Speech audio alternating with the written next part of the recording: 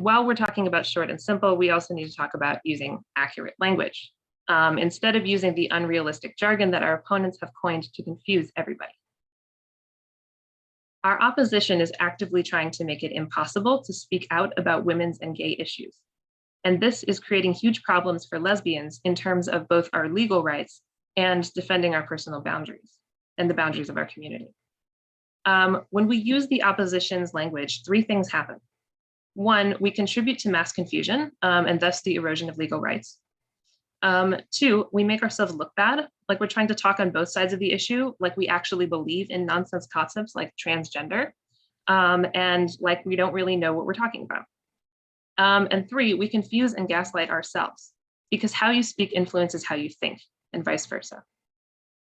So it's time to stop complying with the opposition's jargon. And I'd like to talk about replacing some of the terms coined by our opposition with more lesbian inclusive language. And I'll show a few on the screen, but I want you to know that there are a lot more in our messaging guide, which you can find through our website. And I will put a link to that in the YouTube description. Women's and gay rights activists often get conned into saying things like trans women. We say things like trans women aren't women, which is a confusing and seemingly self-contradictory statement because it contains the phrase women aren't women, and people who aren't really up on the issue don't really know what you mean, right?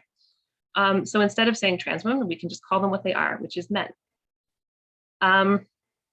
We've also coined this term transidentified males to try to talk like middle ground of the issue, right?